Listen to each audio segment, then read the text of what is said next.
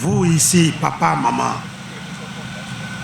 de travailler pour que sa voix porte encore 10 ans, 20 ans, 30 ans pour chanter l'hymne de ce pays dans la langue nationale Adja. L'origine de toutes les communautés, Fon, Mari et autres, c'est Adjatado. Nous sommes venus chez nous. Honorable député à l'Assemblée, mon cher ami et frère ministre honoraire, monsieur le chargé de mission du préfet, cher ami, monsieur le maire, vous qui représentez tous vos frères, vous tous, cadres du secteur agricole, en vos rangs, grades et qualités, Majesté tête couronnée, chef traditionnel, je m'incline comme un fils, mais pas comme l'autorité, mais un fils de ce plateau Adjatado. Mais c'est à vous, producteurs, Monsieur le Président, veuillez arriver vers moi. C'est à vous, producteurs, représentants de la Chambre, représentants des organisations professionnelles agricoles, producteurs, productrices, transformateurs de produits agricoles. C'est à vous que nous nous adressons. J'ai 3 petites choses à vous dire.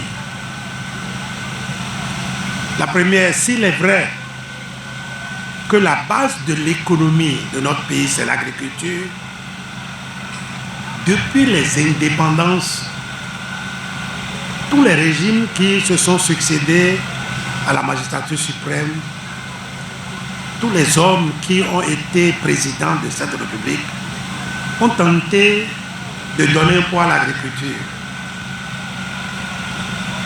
Mais on n'a jamais gagné. On n'a jamais fait de ce secteur un secteur résilient. La résilience a été apportée par le président Patrice Talon.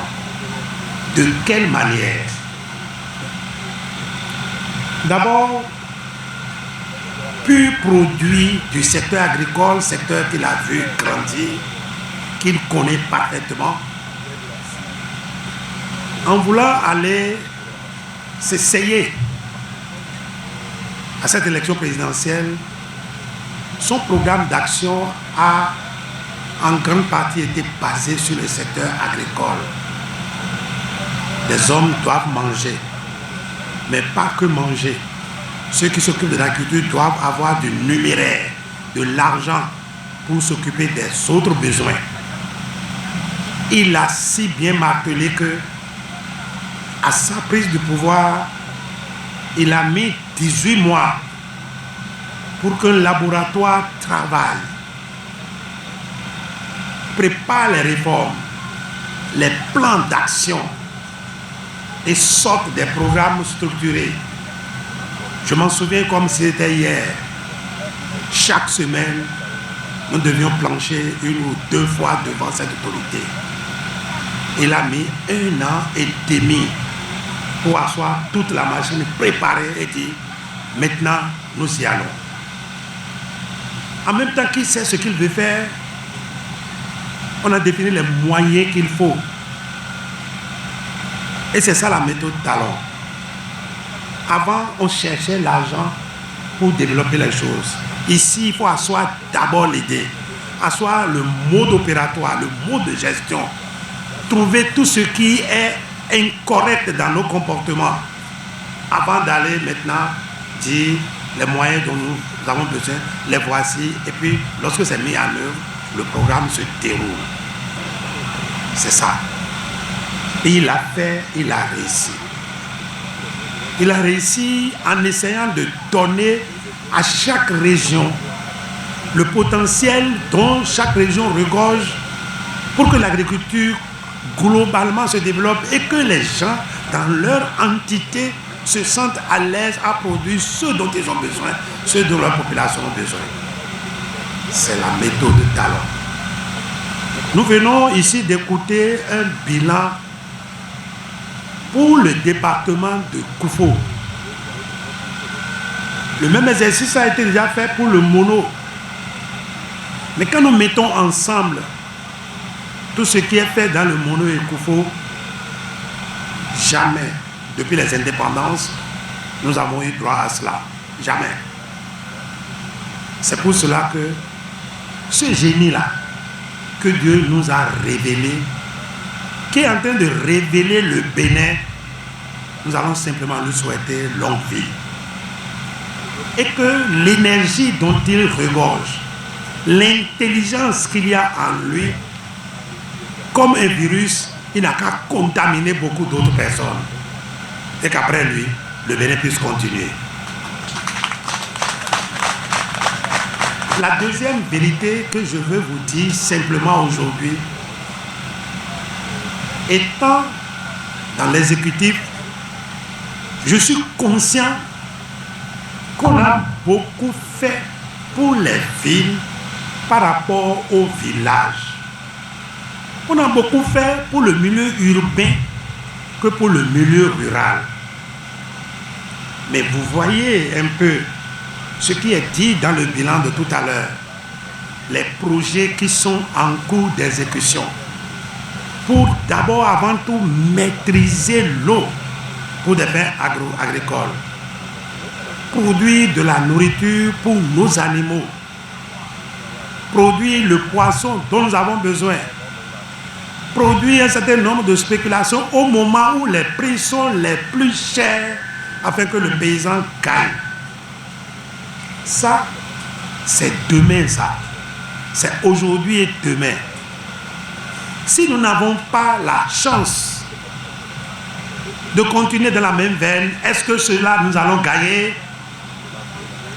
Si nous ne nous engageons pas pour préserver le fil là et le tenir jusqu'au bout, est-ce que nous allons gagner?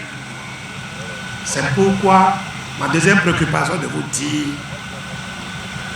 il y a encore mieux que ce que vous avez vu et que vous acclamez. Il y a encore mieux pour demain. Car l'homme qui a un bilan peut passer le témoin. Mais il ne passe pas le témoin pour laisser.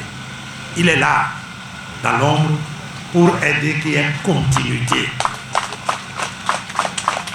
La troisième chose qui me plaît de vous dire, simplement pour ne pas allonger les choses, je vais passer par quelques proverbes.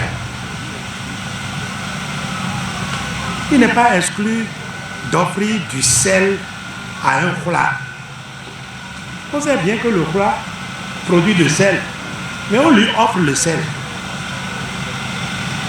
Il n'est pas interdit d'offrir du poisson à un seton ou à un tofi.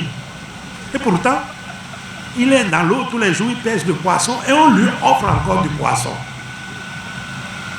Et il n'est pas préjudiciable à quelqu'un d'offrir du gari à un mari.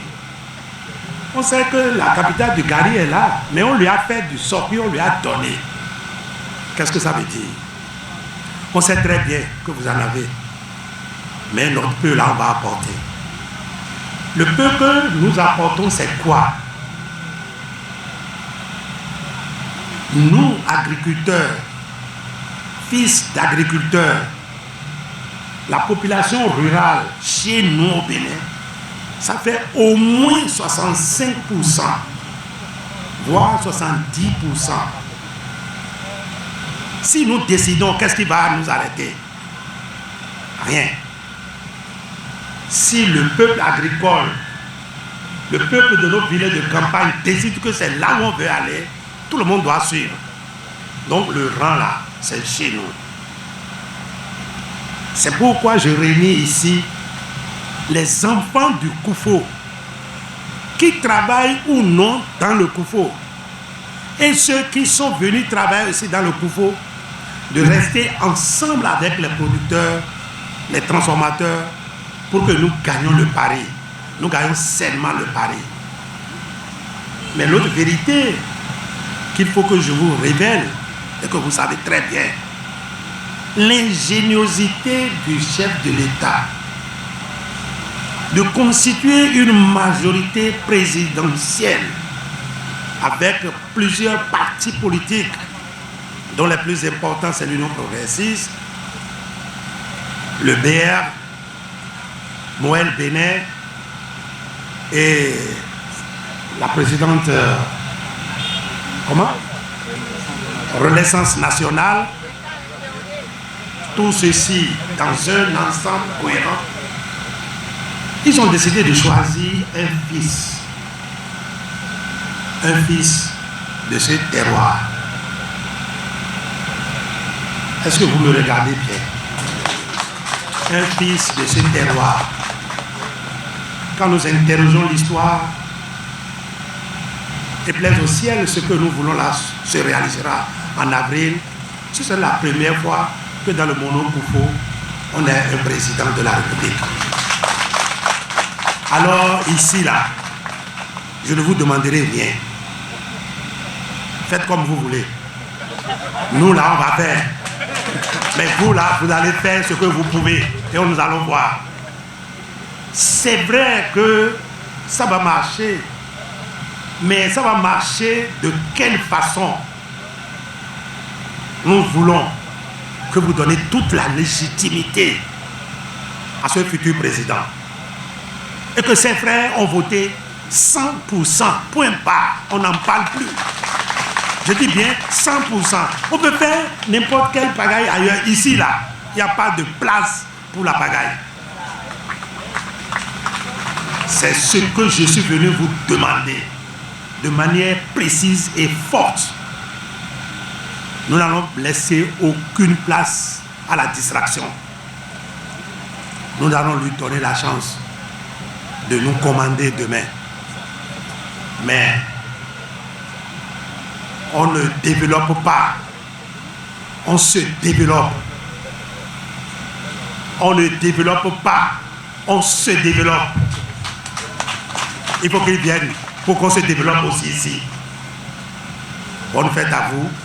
Mon message est très court et je souhaite que chacun de nous se mette dans les conditions d'aller exprimer son vote.